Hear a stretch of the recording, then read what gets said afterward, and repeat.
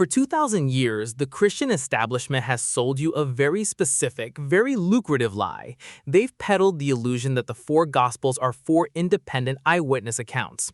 They want you to imagine four separate men sitting in different corners of the ancient Mediterranean, organically recalling the exact same spectacular miracles and recording the precise same speeches of a divine Jesus. It is a beautiful, comforting story for the faithful. It is also entirely fabricated. Today, we're going to tear down the facade of the independent Gospels and look at the brutal, undeniable reality of how these foundational texts were actually forged. I want you to erase the Sunday school image of divine dictation and look at the gritty, physical mechanics of ancient manuscript production. We are talking about what critical scholarship calls the Snowball Trajectory. When you strip away the theological smoke and mirrors, the New Testament stops looking like a historical record and starts looking like one of the most blatant cases of literary plagiarism in human history. The entire process begins with the Gospel of Mark. Mark is our starting point. It is the shortest, the most bare bones, and the very first attempt to synthesize the mythological and political construct of Jesus into a cohesive narrative. If you read Mark closely, it is jarringly incomplete by modern Christian standards. There is no magical birth story in Bethlehem. There is no triumphant resurrection appearance at the end. It is a raw, compressed accordion of a myth. But then the author we call Matthew comes along. Matthew does not sit down and write his own independent historical account. He literally takes Mark's text, copies it, expands the accordion, and reverse engineers a miraculous origin story to make the narrative more compelling. Then Luke arrives on the scene, takes both Mark and Matthew, and stretches the accordion even further to fit his own highly polished Greek rhetorical standards. Finally, John gets his hands on all three prime texts and radically reinvents the whole thing to suit an entirely new cosmic agenda. How do we know this with absolute certainty? Because these authors didn't even try to hide their tracks. We are not talking about loosely shared themes or common cultural memories. We are talking about massive, undeniable blocks of verbatim Greek text. You do not get 50 or 100 identical words in a row across multiple documents because two guys perfectly remembered the exact same afternoon in first century Galilee. You get that level of granular, identical repetition because one author literally has the other author's scroll open on the desk in front of him, physically copying the words onto a new piece of papyrus. In the ancient world, copying your predecessors was not just common practice, it was the established foundation of literary composition. The Old Testament authors did the exact same thing to manufacture their own ideologies. If you read the books of Chronicles, you are simply reading a later, politically motivated rewrite of the books of Samuel and Kings. The Gospel writers were never transcribing objective history. They were participating in an escalating literary arms race.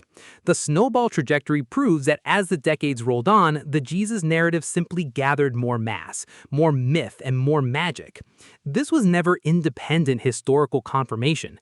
It was an orchestrated, generational campaign of theological plagiarism where each subsequent author copied the last to build a bigger, better demigod. Let us talk about the ultimate get-out-of-jail-free card for Christian apologists: oral tradition. Whenever you point out the glaring, suspicious similarities between the Gospels, defenders of the faith will hurl this phrase at you. They want you to envision a noble, unbroken chain of devoted followers sitting around first-century campfires, flawlessly passing down the exact deeds and teachings of Jesus decade after decade. The theory claims that by the time Matthew, Mark, and Luke finally sat down to write, they were simply tapping into this pristine river of spoken history. To them, this perfectly explains why their accounts look so identical without admitting to outright copying. It is a desperate fantasy designed to protect the illusion of divine inspiration. The truth is far less romantic and far more devastating. The apologetic crutch of oral tradition completely collapses the second you actually look at the physical text. Human memory simply does not work like a tape recorder. You do not get extended verbatim agreements of 40, 50, or 100 identical words in a highly complex language like Greek because a community shared an oral tradition. When you see that level of exact, granular duplication, you are looking at undeniable evidence of literary dependence. Someone is physically copying someone else's homework. The academic establishment pushed the idea of oral tradition heavily throughout the 20th century, but we must interrogate why that belief served their agenda. Emphasizing oral tradition allowed theologians, who were effectively posing as objective historians, to maintain a shred of independence for their sacred texts. It let them pretend that behind these identical manuscripts was a historical, speaking Jesus, rather than a literate scribe with a wax tablet erasing and rewriting someone else's political myth. Early form critics constructed elaborate, untestable hypotheses about memorized oral sayings purely to avoid the obvious reality staring them right in the face. Oral tradition is an entirely unprovable metric. It acts like water. It fluidly evaporates when apologists need to explain away the massive, glaring contradictions between the texts, and it magically reappears to justify the exact duplications.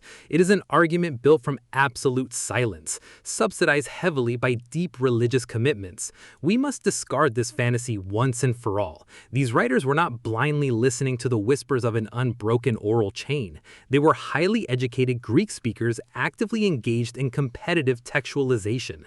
They possessed written sources, they deliberately copied what suited their specific ideological goals, and they ruthlessly altered or deleted what did not. To pretend this process is just the innocent byproduct of community storytelling is an insult to basic critical thinking. The Gospels are a heavily edited redactional product. They are the result of calculated plagiarism, not a transcript of ancient infallible memories. For generations, the Gospel of John has been sold to the masses as the mystical, spiritual crown jewel of the New Testament. You are supposed to read it as a standalone, divine revelation, descending straight from the heavens, completely independent from the earthly grid of Matthew, Mark, and Luke. The religious establishment has fought tooth and nail to defend John's independence. Why? Because if John is just copying and altering his predecessors, the entire illusion of a unified early Christian testimony shatters. They want you to think John was a solitary visionary. I am telling you with absolute certainty that John was a ruthless literary tactician. The Gospel of John is not a unique spiritual memoir. It is a calculated, deliberate rewrite of the Synoptics, designed to drastically and artificially elevate the nature of Christ. John had the texts of Matthew, Mark, and Luke open on his desk. He read them, he analyzed their theological shortcomings, and he systematically cannibalized their narratives to construct a radically new cosmic mythology. Look at the trajectory of the Jesus myth. Mark gave the ancient world a raw, adoptionist Jesus, a man who only becomes the Son of God at his baptism. Matthew and Luke realized that was insufficient for a rapidly expanding cult, so they retrofitted a magical virgin birth. But John needed to completely obliterate the competition. He bypasses earthly origins entirely and reverse engineers his protagonist into the pre-existent logos, the literal agent through whom the entire universe was created. This is not historical reporting. This is an escalating theological arms race. John is artificially jacking up the Christology to solve a massive psychological and political problem within the early church.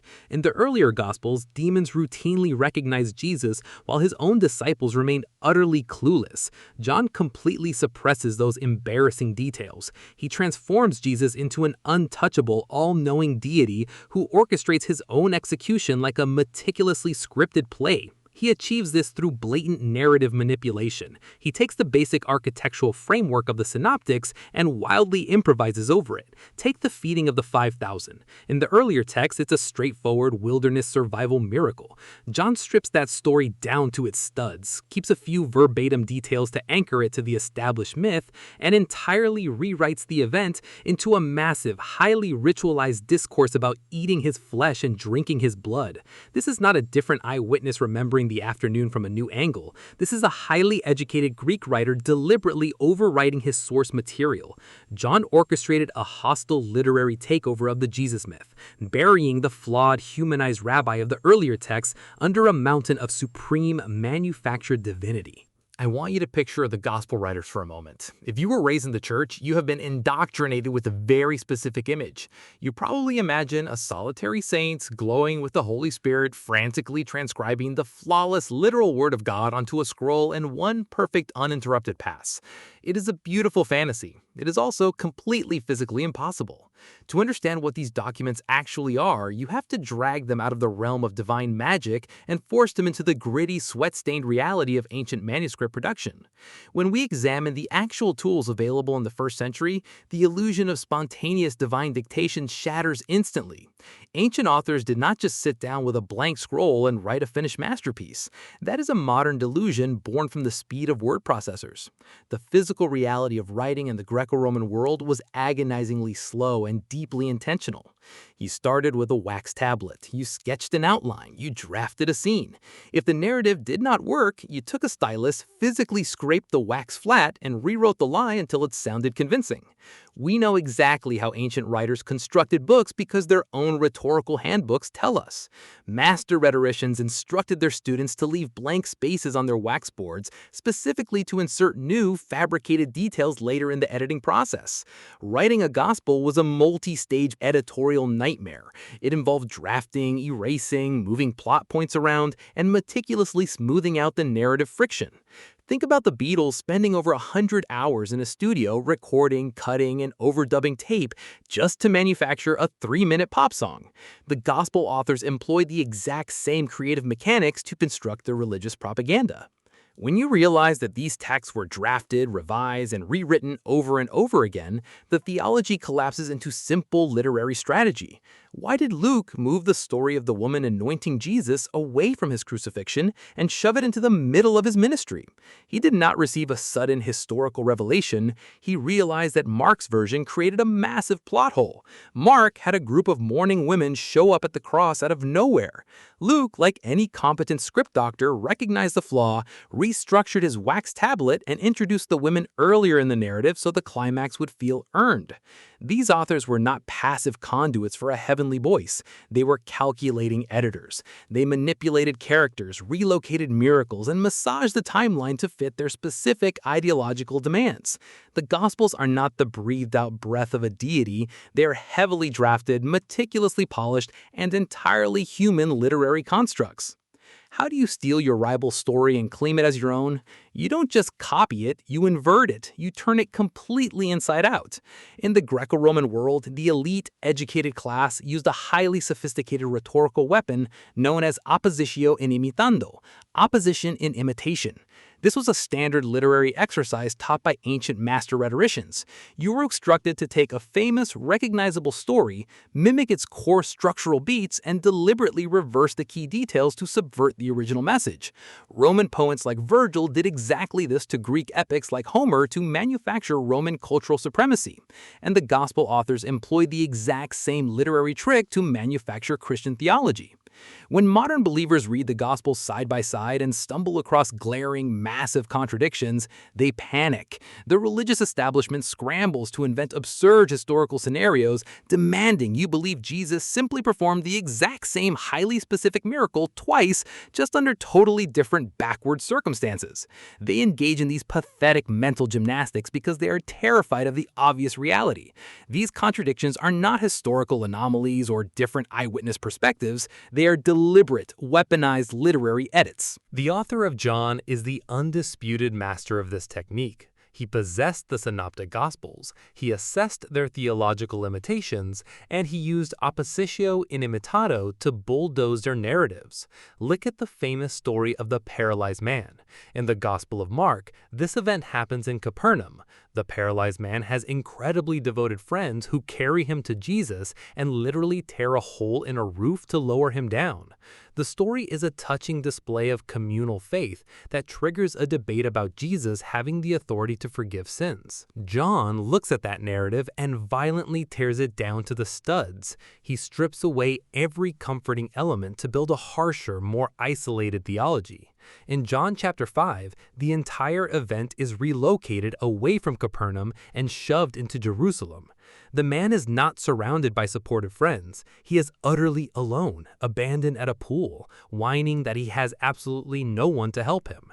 And instead of Jesus offering a warm declaration of forgiveness, he heals the man and then ominously threatens him, ordering him to stop sinning before something worse happens. Apologists will desperately insist these are just two different historical events. The Greek text effortlessly destroys that defense. Despite turning the entire narrative inside out, John betrays his plagiarism by using the exact same verbatim Greek commands, telling the man to pick up his mat and walk. John is not a passive historian recording facts. He's a highly trained Greek rhetorician aggressively flexing his literary muscles. He intentionally inverted a famous story to overwrite his predecessors and install his own supreme, manufactured theological mandate. The New Testament is not a harmonious chorus of divine inspiration. It is the bloody battlefield of an ancient theological turf war.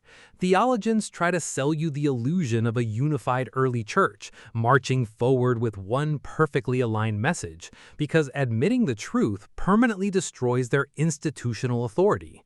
The reality is that the early Christian movement was tearing itself apart. There were bitter, irreconcilable factions fighting for control over the Jesus myth, primarily split between the Jewish law purists in Jerusalem and the law-free, Gentile-courting followers of Paul. The Gospels were not written to document history. They were deployed as ideological weapons to win this exact war. If you read the Gospel of Mark with your eyes open, it is a thoroughly Pauline propaganda piece. In Mark's narrative, the 12 original disciples are portrayed as bumbling, uncomprehending fools. They never understand the message, they constantly fail, and at the crucifixion, they completely abandon their Messiah. The author of Mark is deliberately character assassinating the Jerusalem establishment to elevate Paul's theology.